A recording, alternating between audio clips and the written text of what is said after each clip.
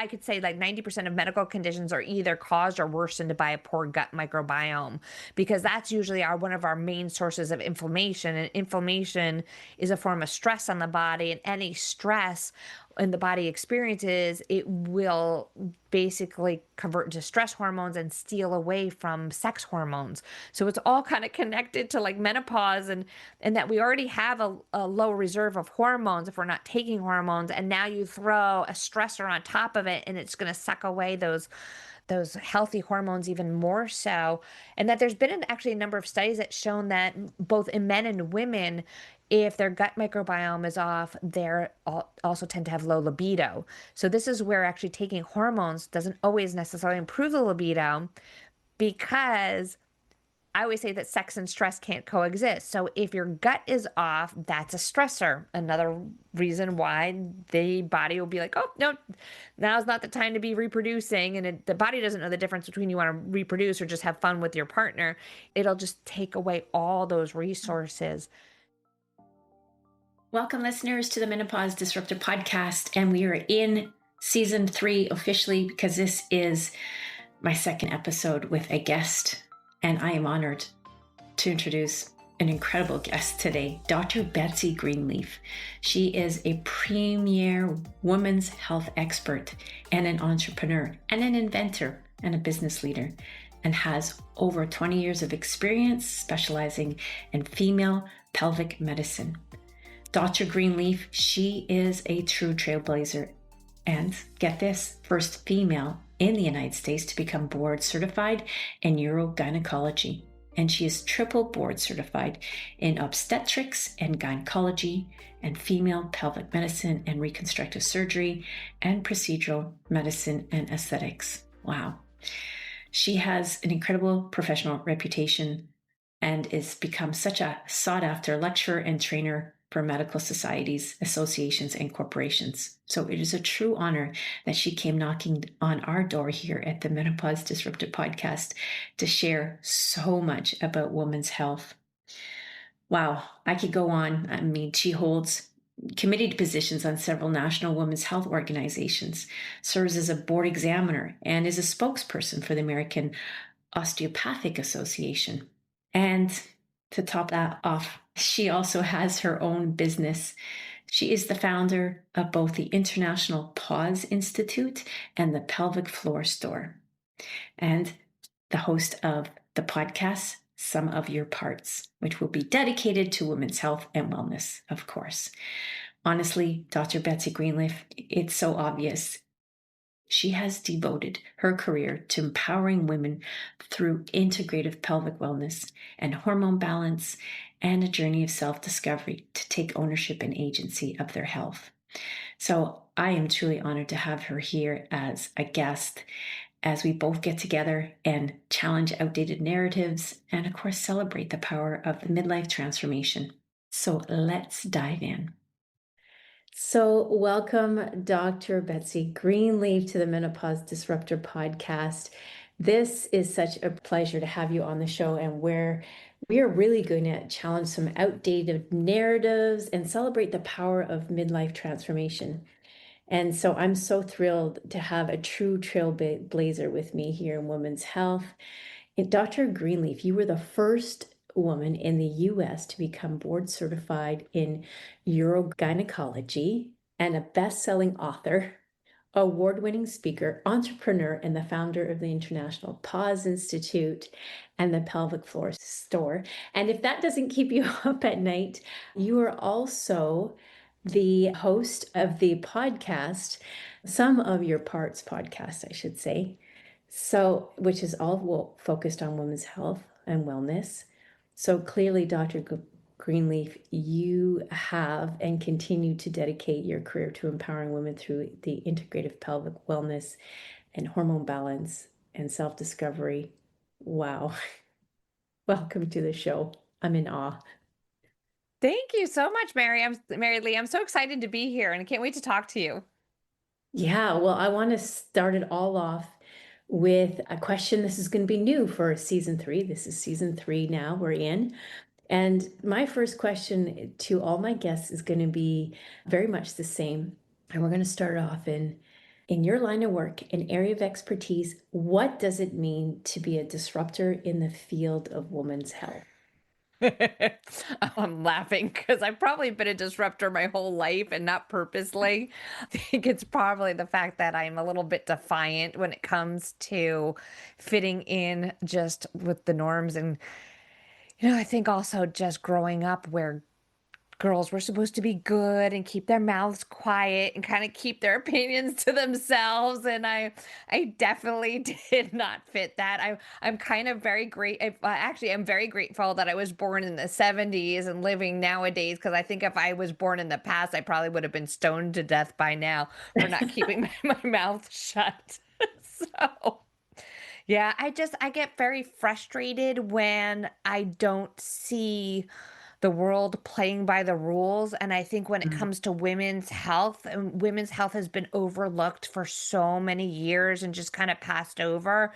And I'm just been very outspoken about it. So yeah, sometimes it gets me in trouble. Sometimes, it gets me rewarded just as part of my personality. And it just happens. Wow. Well, we are so lucky to be living in a time where we can disrupt the conversation and the narrative and challenge those outdated beliefs around women's health. But the fact that women's bodies are just coming into the equation and women are having a seat at the round table and the decision making tables where all those research grants and funding is being divvied out, if you will. And women can finally Yeah. say, hey, there's a real disparity here. Hang on, we want our cut of the pie too. So it Yeah. is an Yeah. exciting time, but it's a challenging time, I would say. So let's open it up. Incredible milestone for you to become the first board certified urogynecologist in the US. Congratulations to that. But let's talk about some of the Thank you. challenges and biases that you had to push through to get there. Oh boy. Yeah. Well, I started off in general surgery before I moved on to obstetrics and gynecology and even urogynecology. And I remember it was so frustrating because I was one of very few female surgical residents at Mm. the time.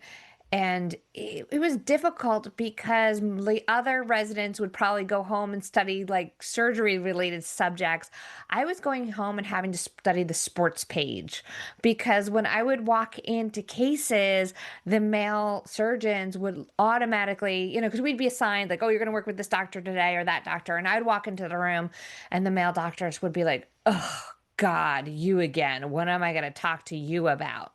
And Oh, so unfortunately, I had to study sports and surgery. So I was doing like double the studying just so I could be like agreeable to be in their presence, which is like looking back now, I'm like, how dumb was that? That I should have just been like, all right, just deal with it and find out, figure out something else to talk to me about. But it was really trying to fit in and being accepted and not looked at as like, oh God, you're just like a nuisance and now I got to deal with you type of thing. Because it was either that, you either got that from the doctors or you got the like this is a direct quote from one of my attendings. He was like, "Hey honey, I got a little blue pill. Why don't you come sit on daddy's lap and we can talk about it more?" And this was like way before the Me Too movement. So, unfortunately, you just kind of unfortunately just giggled and was like, haha, and just kind of put up with it, which was really dumb. But I'm sure I'm not the only female doctor, let alone female surgeon, that has had to, like, or woman business person who's had to deal with those kind of stupid comments over the years. So, yeah, the yeah. great merit, exactly. And that puts an undue stress on the woman already with Yeah. all the hormone fluctuations and what comes with balancing a career and our personal Oh, life. sure. So, Yeah. but yeah, I come from a background, well, a military background in corporate PR, and it was very similar. We got to put up with the comments from the men. And how dare you start to joke in that same fashion too, because that Oh, would yeah. Right. and outright inappropriate for a woman to be talking these ways. So we learn to adjust and adapt, but nevertheless, we pursue and push on, and that's exactly what you did. So very impressed. I want to talk about the field of urogynecology and how it's evolved since you began your career. The male bantering aside, but just in terms of helping menopausal women and filling in that gap that we've seen so long. So how has it evolved And maybe you can take us down that road of some of the significant changes you are making in holistic and integrative approach to pelvic and hormonal health.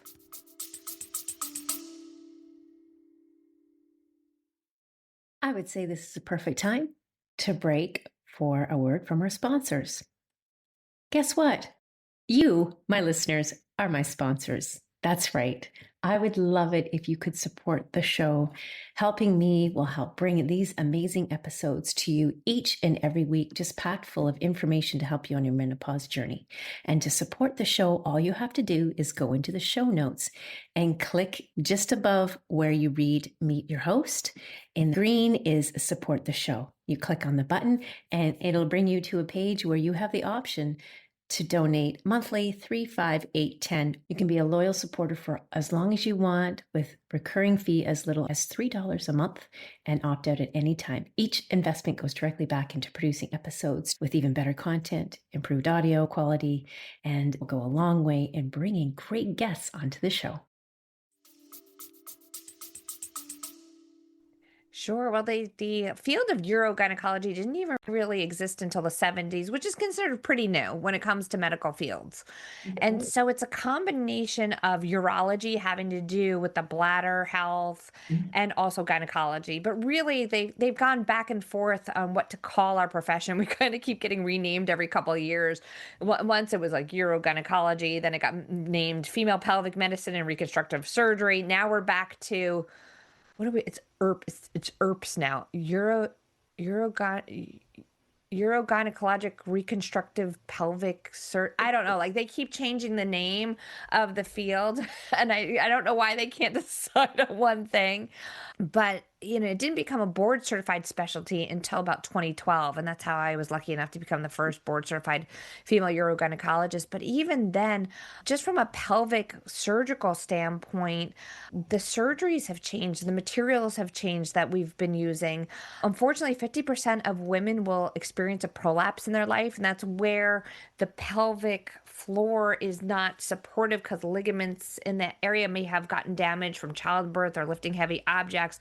And now things kind of droop and drop. It's the ultimate, it's fallen and can't get up, in that the bladder can drop, the uterus can drop, the rectum can drop, and the vagina is just like an open hole to gravity. So everything kind of collapses in on itself.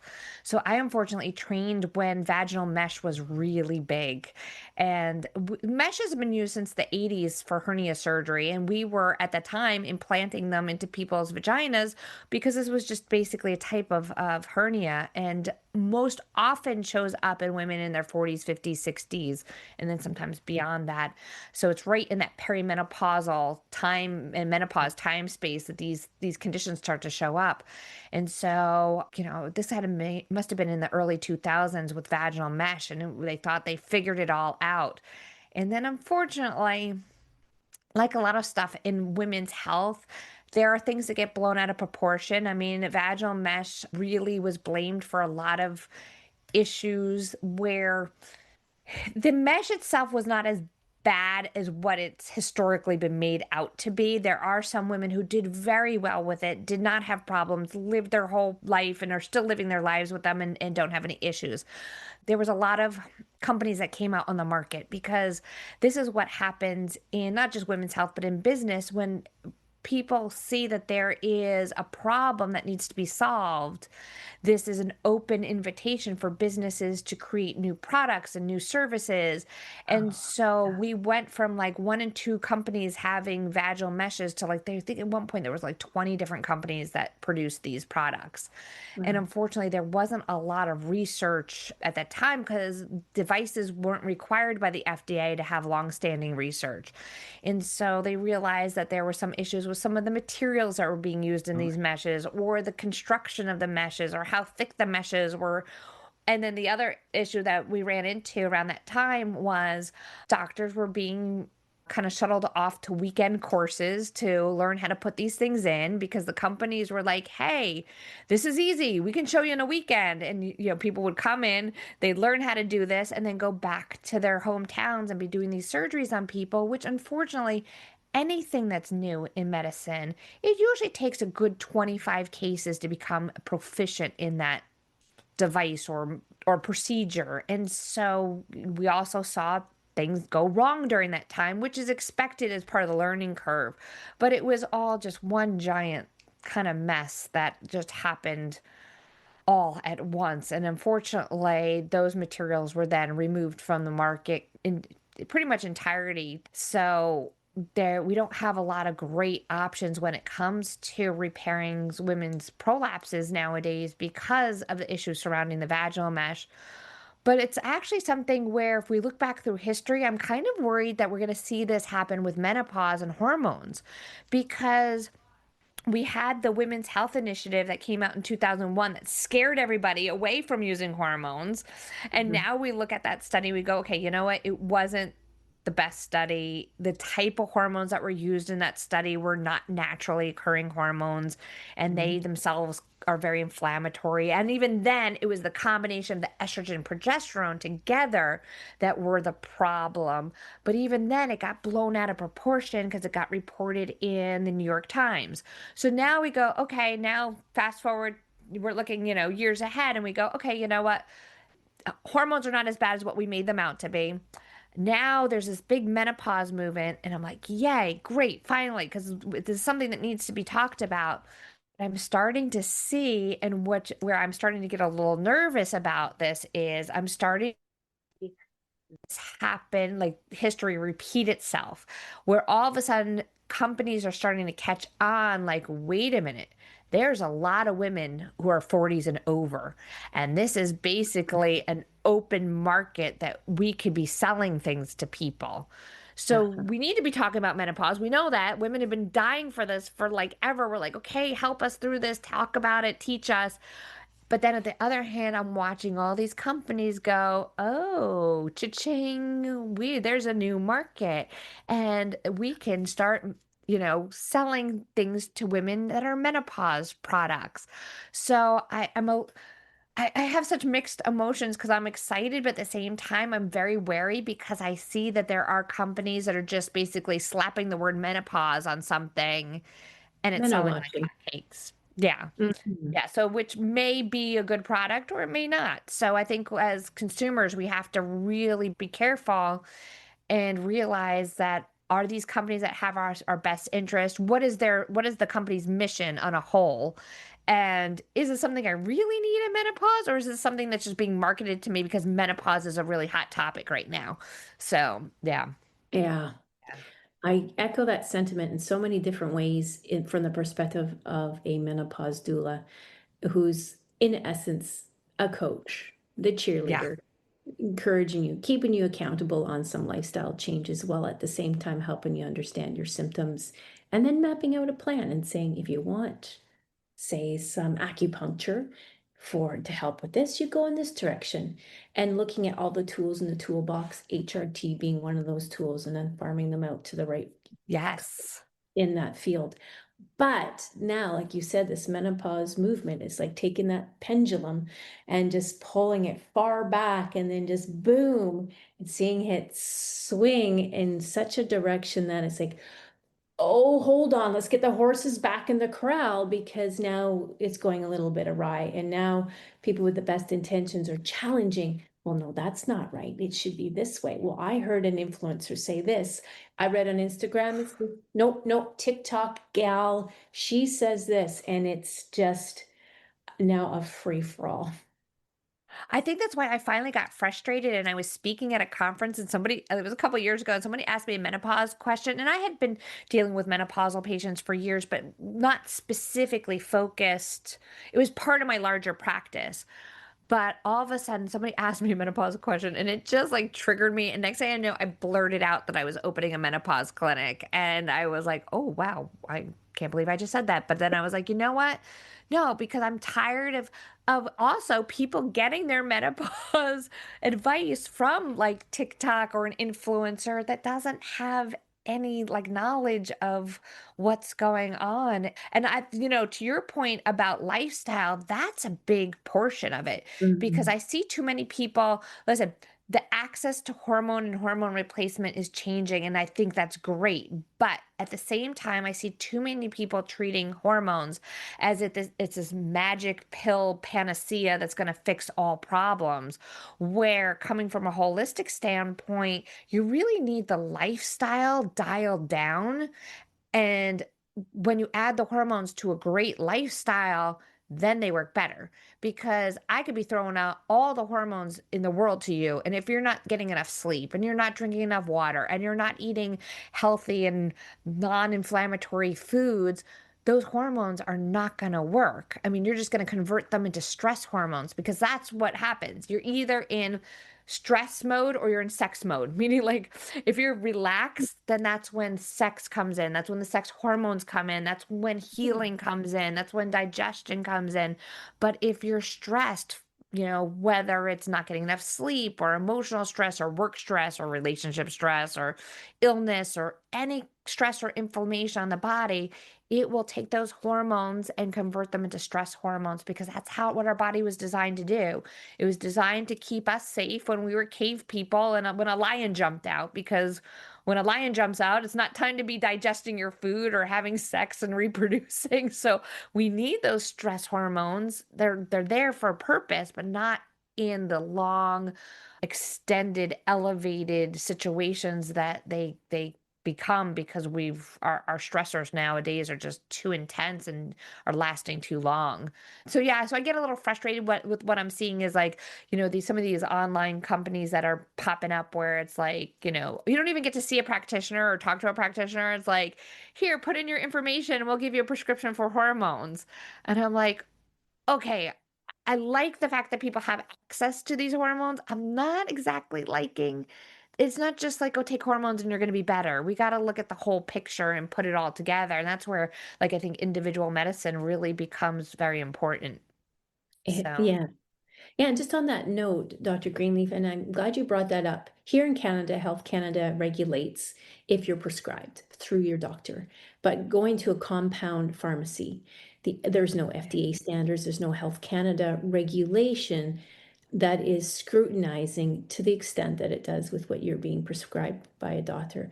Not to say that going to a compound pharmacist is dangerous, but it comes with the caveat that you're likely going to just get a mix mash of compounded of the hormone replacement that is not, and same thing for supplements that are not heavily scrutinized or promised to do what they do. So let's go back to protocols. Number one, lifestyle. What is going into the body and how is the body moving, and how we are bringing that body into a state of rest so it can heal, rest, repair, homeostasis.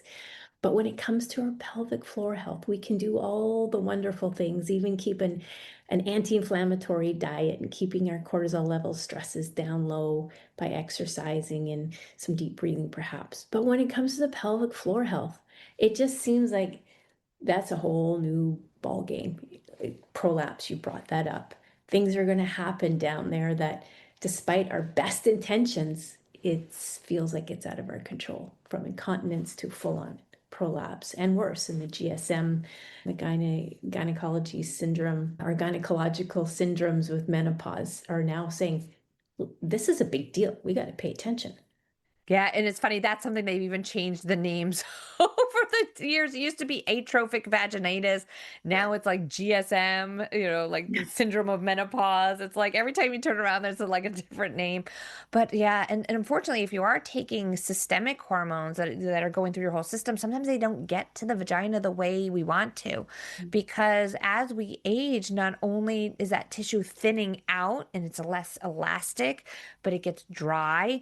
It's not actively growing, and the healthy bacteria, the lactobacillus, likes to live off of the tissue that actively grows and then sloughs off. It contains glycogen, which is a food source for the healthy bacteria, which in turn keeps us healthy by chasing away any bad guys that now could cause vaginitis or odor or itching or discharge or urinary tract infections.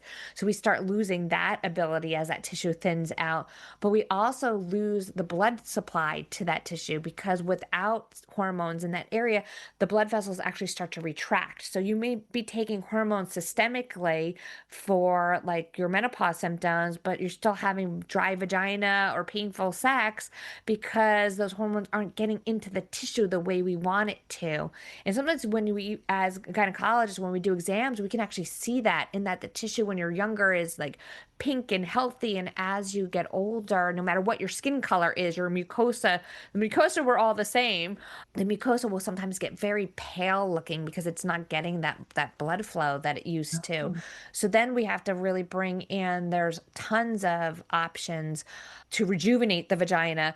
And this is one of those things where unfortunately see a lot of women who just chalk it up to age and just like, oh, well, I'm older now and then that's it. And they just kind of give up this idea of having a sex life. And they're like, yeah, it was great when I was younger. And, yeah. that time of my life is older. I mean, is over. But we could potentially still having very active sex lives with comfortable tissue the rest of our lives if we take care of it properly.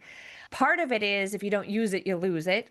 So part of it is actually sexual stimulation will help maintain blood flow in the pelvic area. So whether that's with a partner or with yourself, think of it as your pelvic physical therapy. So I know that that's a topic which is a little uncomfortable by many people, but from a purely medical standpoint, the more you use it, the healthier it is, and the healthier it will be when you want to use it with a partner. So keep doing that. But then we have so many different choices, anywhere from prescription hormones that can be placed topically in the vagina to a lot of the rejuvenation therapies. So unfortunately, here in the United States, the rejuvenation therapies are not covered by insurance. I don't know if we will see that because that world changes so fast. It's kind of hard to keep up with the technology. But there's anything from like laser therapy, which uses light energy to stimulate regrowth, to radio frequency, which uses sound waves to generate tissue regrowth.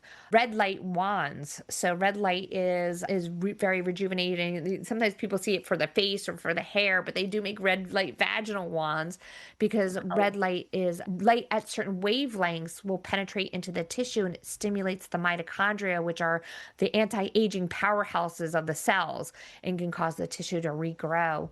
And so, I mean, there's how many, there's like exosomes, which are chemical messengers that are very similar to like stem cells that people can apply topically. Like anything we found from the rejuvenation standpoint that people can do to their faces, they can also do down below. So, yeah.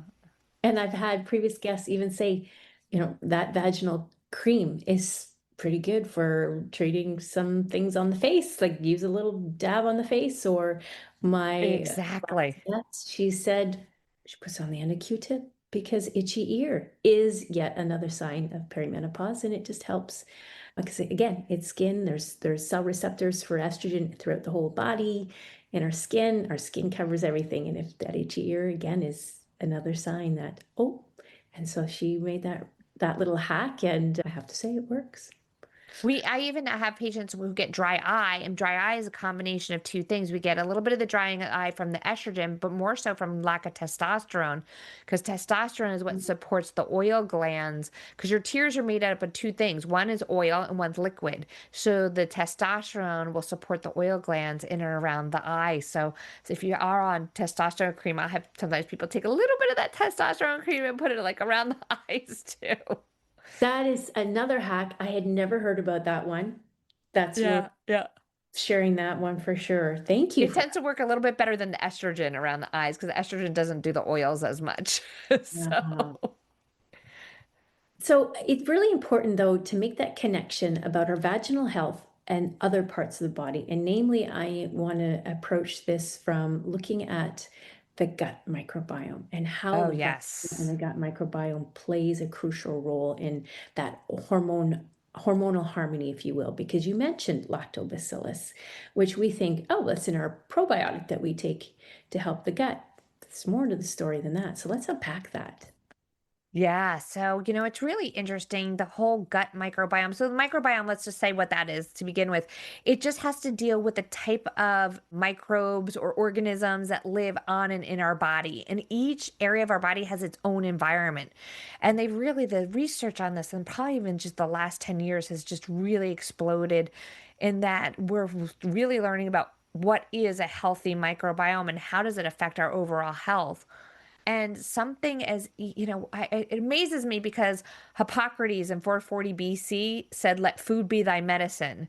And now we're just kind of understanding that because a lot of the microbiome is supported by a very diverse diet and a whole foods diet and a lot of fiber. And we know that the more diversity, meaning the more different types of bacteria you have in the gut, the healthier you are. But even then, and then I can even connect that about, I could say like 90% of medical conditions are either caused or worsened by a poor gut microbiome, because that's usually one of our main sources of inflammation. And inflammation is a form of stress on the body, and any stress and the body experiences, it will basically convert into stress hormones and steal away from sex hormones. So it's all kind of connected to like menopause, and that we already have a low reserve of hormones if we're not taking hormones, and now you throw a stressor on top of it and it's going to suck away those healthy hormones even more so. And that there's been actually a number of studies that shown that both in men and women, if their gut microbiome is off, they're also tend to have low libido. So this is where actually taking hormones doesn't always necessarily improve the libido, because I always say that sex and stress can't coexist. So if your gut is off, that's a stressor. Another reason why the body will be like, oh, no, now's not the time to be reproducing. And the body doesn't know the difference between you want to reproduce or just have fun with your partner. It'll just take away all those resources. So the other problem we see with the gut is, and also happens also in menopause, is mood issues. So, when people are in menopause are having mood swings and depression and anxiety and just, kind of lashing out at their loved ones. Is it coming from the hormones? Yes, but it also could be coming from the gut, because 90% of your happy hormone, serotonin, is made in your gut. And so if the gut is off, that's going to affect your brain health too. We also know your immune system, 80% of your immune system is made in your gut. But then on the other end of things, as women, we have, unfortunately, the anus, the vagina, and the urethra, the tube you pee through, so incredibly close. And it's not a hygiene thing in that, like, oh, are you dirty? And that's why you're getting a lot of urinary tract infections. It could just be because of the fact everything is very close and it's very easy for bacteria to pass back and forth.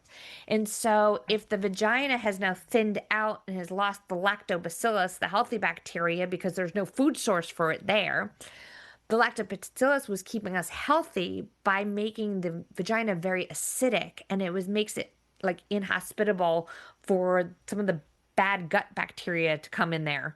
So it makes it so that the bad gut bacteria doesn't want to live there. But now all of a sudden we lose that lactobacillus in midlife, unless we're doing something to rejuvenate the vagina. And now the vagina is now a reservoir for bad gut, but I don't like to say bad, but not ideal, like gut bacteria that is coming from the anus now getting in the vagina. This could be adding to odors, itching, burning, discharge, recurrent vaginal infections. But then also the vagina is a reservoir for that bacteria that can be getting into the urinary system. And this is why in midlife we see such a higher rate of urinary tract infections in midlife women and beyond. And so it's just that everything's so close. And then the problem is you get a urinary tract infection, you go to your doctor, what do you get?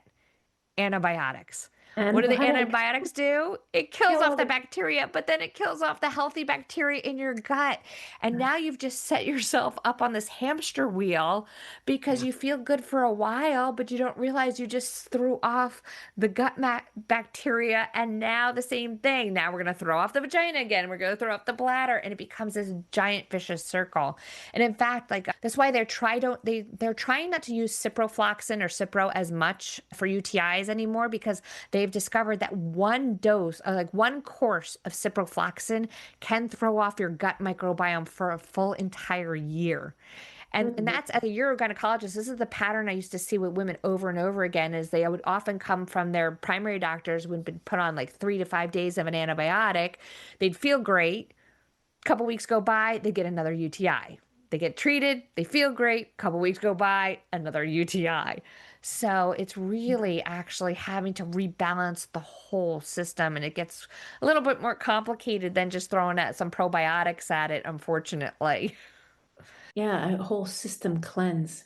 And we'll get into Yeah. that shortly. But how in this day and age where we're opening up the narrative around menopause and hormone health for women, that we're looking back and almost cringing. Sometimes I feel a deep remorse almost that we were just always told that as teenage girls when we were experiencing all these UTIs, antibiotics, antibiotics, antibiotics, and that is still spilling over in the language that doctors still to this day are telling our daughters, and for some Yeah. of my listeners, maybe their granddaughters. And now we know better from experts like you, from the podcasting arena where we can share this information, more proliferate this information broadly. But then our daughters go to their doctor still with that main mindset that doctor knows best. Doctor knows best. He said, she said, I should be on probiotics or on an antibiotic to cure this. And I'm And just, sometimes we have no other choice. Sometimes you just need to be on the antibiotics. But on the other end, we need to also be supporting the gut, and that's supporting the gut with increased fiber because that's what the healthy bacteria likes to live on. That's eating fermented foods like kombucha and kimchi and sauerkrauts. And I tell people that they should get at least one serving of fermented foods in their diet a day. The probiotics are also great. In fact, actually, that's one of the things I've been working on now. There's been a combination of probiotics that I have been searching for years for gut and vaginal health that hasn't existed. And I finally found a company that'll make it. So keep a lookout. I'm coming out with that soon because it's been okay. driving me crazy because there was this combination that I'm like, I just need these ones all together in one place. Yeah. So I'm working Okay. on that. But and then, getting enough fiber and they typically say 25 to 30 grams of fiber a day, but even more is going to be better than that. And most people aren't even hitting that 25 to 30 grams. Yeah. So, Yes, and the yeah. fiber doesn't have to be from the whole grains. It's in our vegetables, it's in our fruits. And I say I that have all to the say time. a little trick that I actually one friend of mine who's a colorectal surgeon, I stole it from her, so I'm going to give her credit, but I just get it's Benefiber or I get more Yeah, holistic ones that are called sun fiber, but it's a type of fiber that's very soluble. I mean, it dissolves in fluid, and I put it in my coffee and it's not gritty. You don't even know it's there. beautiful. So, yeah, the only thing is if you don't want to go from eating like no fiber at all to all of a sudden eating a little bit. Sometimes it takes a little bit for your stomach to kind of get used to it, but it's a quick and easy kind of way to sneak some fiber into your diet. Just throw this one into the drinks and you don't even know it's there. Yes, I'm glad you mentioned though that the prebiotics we can find in things like in our food sources, like garlic, Yeah, for yeah, example, and our probiotics with the kefir and kimchi and sauerkraut. I personally like sauerkraut. I like to yeah. have it my meal. Goes great, throw it on some salad. But again, these are whole food choices Yes. come naturally that are already packed with all the pre and probiotics that we need, fiber from our vegetables and other and grains. So I'll probably put a link in my show notes for some of the things that I've been pushing out when it comes to gut health. But let's talk about empowering women with the knowledge of let me just say, education and empowerment is two very key things, but the self-discovery piece, really Oh yeah. understanding how women can reconnect with their bodies or get to know their bodies sometimes for the very first time. And I believe that menopause is that beautiful invitation to do just so. We were not paying attention, perhaps, and finally we need that wake up call. Like, hello, you're not listening. And menopause should be reframed as that time to say, oh, this is the first time I'm really getting to know who I am from the inside and out. So let's talk about Yeah. your approach to that. Oh, I think one of the nice things that starts happening in the perimenopause and menopause period is that many women have been doing so much for so long for everybody else, and I think we there's a kind of holistic time when people just have reached their tipping point and they're like, that's it, because I see it kind of happen naturally without us even having to push people in that direction. They're just like, that's it. Like, I don't care. You just kind of start like getting to the point where you just kind of start talking about things and like, I don't care what people think. But I also see this beautiful shift in how we look at ourselves and view our lives. And I know for myself, when I was younger, I was very harsh on the way my body looked and always Mm, trying to fit that Sports Illustrated bikini model, which I don't think I ever got that way. Not even the women that are the Sports Illustrated bikini models don't even look like that because there's a lot of airbrushing. But I think that it's now there's a curvaceous. big yeah, I think there's also a big push right now for body positivity, and I think that this is so beautiful because myself it was a little experiment because in my mind I thought to myself, "Oh, my bikini days are over. I'll never be in a bikini ever again." And last summer, all of a sudden, I was just like, "Wait a minute, who said that? Like, why not? Like, why can't I wear a bikini?" And meanwhile, I'm probably like 20 to 30 pounds heavier than I was when I was 18. And, things are drooping and dropping like they do because we can't fight gravity. But I Yeah. was like, I'm just going to wear one. And I started off where I put one on at the pool in my backyard. And that was okay. No problem. Nobody really saw me. It was just the idea of actually putting it on and kind of getting used to the idea.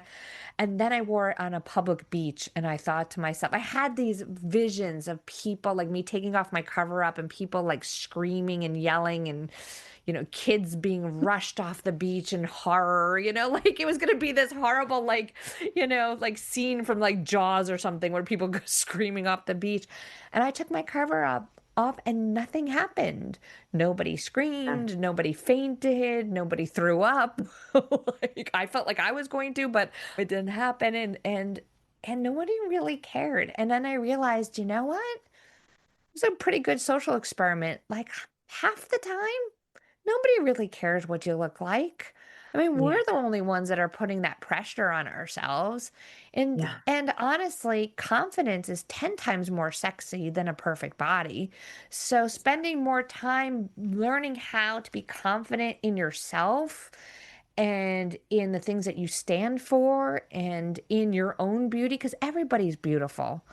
So there's no reason that we shouldn't be like attracting that kind of attention in our lives just based on being confident. Yeah. So, yeah. And No, I'm not saying that everybody needs to go put on a bikini and go on a public beach, but figure out what your bikini moment is.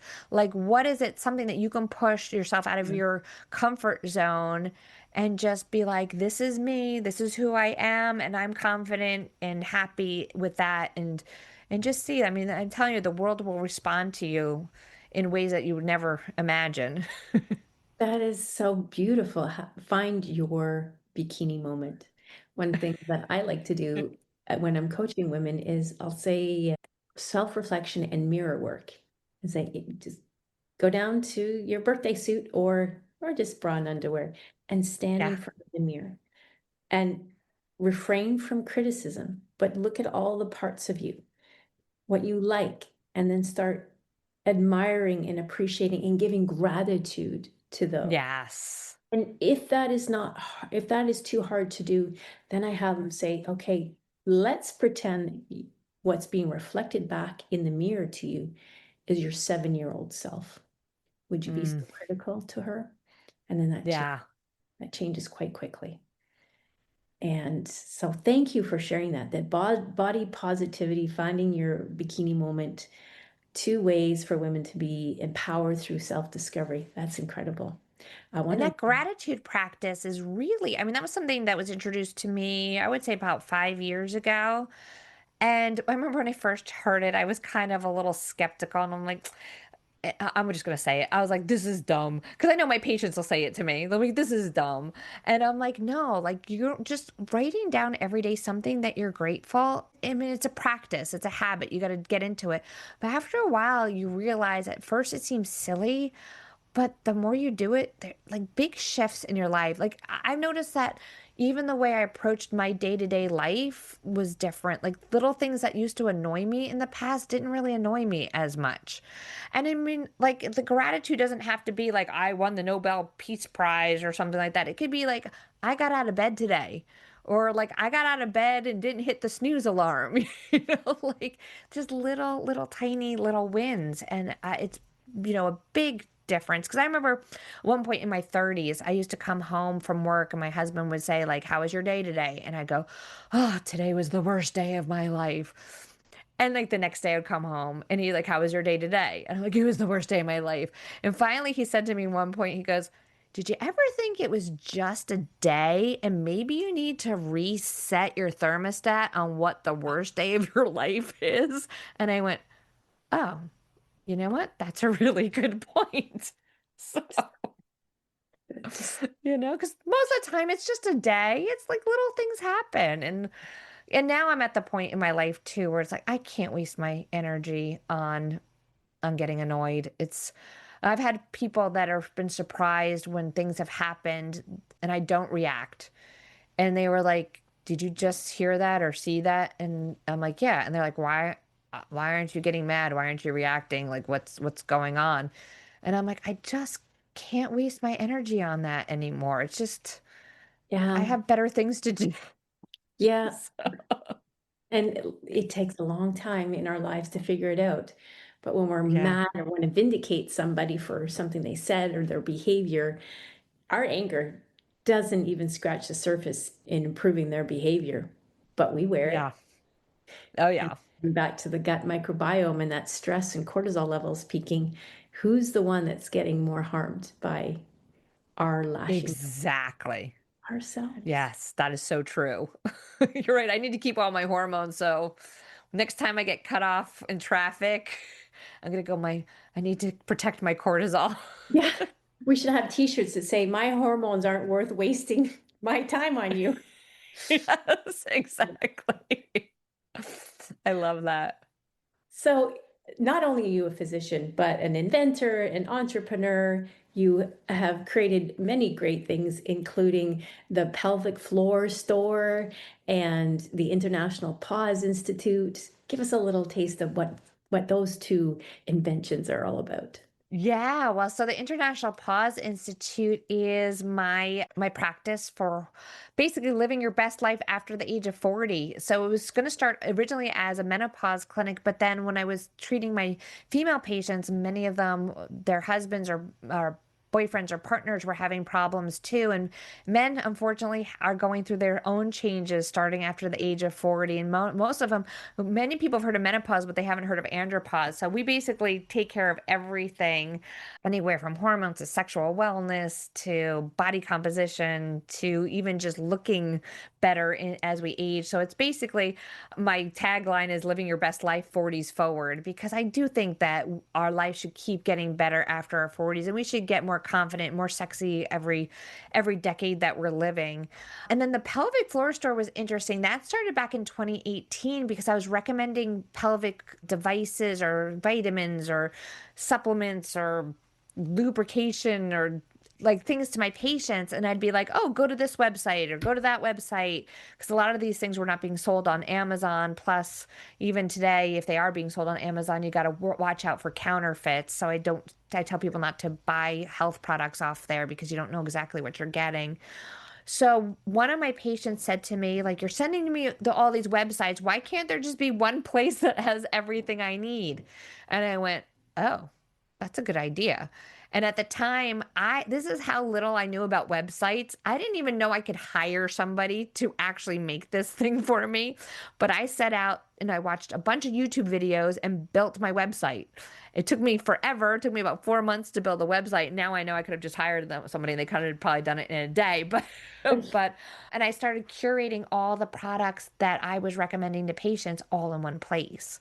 So we Just as a have. wholesaler, you would just reach out to them, say, I want to be a wholesale store, online store. Yeah. Yeah. And then now, as the time is going on, I'm starting to actually produce my own products. Right now, there's two of my own products on there. I have an emu oil product, which emu oil is incredibly anti-inflammatory. I used to use it a lot for a condition called lichen sclerosis, which is an inflammatory condition that often happens in the skin of the vulva, but it can happen elsewhere. And I found that the emu oil works better than topical steroids. But then fast forward as I went down the emu oil research, it also is a great carrier oil. So when you put it on the skin, and then put something else on top of it, whether it's topical hormones or cosmetics, it carries and pulls through the skin better than if you put those things on the skin by itself. So we use it for those purposes. I also have something called the Relaxa Wand, which is a pelvic physical therapy device. It is a glass device that is used to massage the pelvic floor because sometimes, especially women, hold stress in their pelvis and they will sometimes tighten their Sure. muscles and their muscles kind of get stuck into spasm. And often this is something that they can either use on their own or with the instruction of a pelvic physical therapist or pelvic physio to learn how to relax those muscles. So we have that. And then the other product that we're coming out with that will be our own will be this new probiotic that'll be coming out. So, but in the meantime, the other products I have on there are things that I usually recommend to patients, whether it comes to healthy lubricants, because unfortunately, there's not a lot of lubes out on the market that are healthy for the vagina. Ah, So, yeah, I'm going to throw one brand under the bus. I'm sure at some point they're going to hear these podcasts and come after me for doing this, but KY jelly is probably one of the worst things you can use on the vagina because it's not pH balance, so it's not acid balanced for the vagina, and it's not osmolarity balance. And osmolarity has to do with the amount of salt in the solution. So it's okay. it's kind of akin to pouring salt on a slug. It dries the tissue up. So unfortunately, when people use some of these lubes that are not balanced properly for the vagina, it makes it more dry, so people have to use more lubricant, which is great if you're the lube company because now you're selling more of the lubricant. It's bad if you're a vagina owner because you're just drying things up. So there's only a couple that are actually balanced properly for the vagina. Some of the brands that I sell that I know for a fact that are balanced are one called Good Clean Love. There's another one called Uber Lube, and the last one is Yes. And Ah, so, and then eventually I'm going to be developing. That's on my also one on my project list is to develop my own, but that's probably about a year or so out on that project. So, okay. Do you get any sleep at all, Dr. Greenleaf? With yeah, this is where I have to actually honestly say I don't always take my own advice about not doing too much. I learned the hard way many times about kind of burning my candle at both ends. I will say the sleep I do prioritize. I have starting a couple years ago, I turned my computer off not as early as I probably should. Probably 5 o'clock would be ideal to get off your computer, but I usually get off by 7 o'clock at night and I do not get back on. And then I really do shoot for about 8 hours, but most of the time I'm getting about 7 to 8 hours of sleep. That's pretty good. That is very good. Yeah, yeah. Well, tell the listeners your websites where we can get them in the show notes, of course, and where they can find these products and what your offering is. But I'll Sure. leave you with one more question. Sure. So the one website is pauseinstitute.com. So kind of like menopause, but without the meno. So Okay. pauseinstitute.com. And there is a free hormone quiz. So you can go take that and Oh, kind of get an idea of what your hormone status may be. Then we have the Pelvic Floor Store with the code disruptor. So if you use disruptor, you can get 10% off at the Pelvic Floor Store. And then just also completely side note, as a joke between me and some of my friends and I, we were saying there's not enough empowering music for women mid-age and beyond. So what started as a joke turned into a project where we produced the first menopause rock album called Menopause Memo. And you can find that on Apple or Spotify or love like it. anywhere that you listen to music. So That is awesome. it was our first go around. It's fun, but now that we have gotten a little bit better with the production of the music, we're talking about doing another one. So, Well, I need to put you in contact with Angel Forrest, and she was on my show. Oh gosh, it's been quite some time ago. Maybe this spring and the spring before.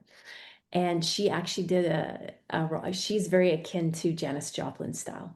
She's a oh, musician out nice. of Quebec, Canada, here in Canada, and but lives now in British Columbia. And through mutual friends that we have, I got her on my show, and I wanted to ask her because she wrote a rock album all about the menopause. Oh, And awesome. it is Minnie the monster, as in menopause, Minnie the monster, but it's all about this inner rage and fire that comes up. So I have to link you, and maybe she could Oh, sell that'd be fun. That would her be music fun. on the Pelvic Floor Store. Who knows? But it's true. We need that music to empower us and belt and yell and scream and celebrate and take ownership of this time in our lives. And with that note, my last question for you, Dr. Greenleaf, is if there's one piece of sage advice that you could give with all your background and experience as a physician, even an entrepreneur, what would you share with women right now as a big takeaway they can implement almost right away? Yeah, I think the biggest takeaway is often we're turning to these fancy treatments and pills and supplements, and it's all great. But I mean, take a lesson from the Wizard of Oz and Dorothy when she was clicking her heels and found out that the answer was really in her all along. So, such easy things that you can do without having to pay any extra money or get anything fancy would just be the sleep, drinking enough fluids, and eating healthy. Like, if you can conquer those three things, anything else that you do is going to make a big difference. It's going to make those hormones work better. It's going to make those supplements work better.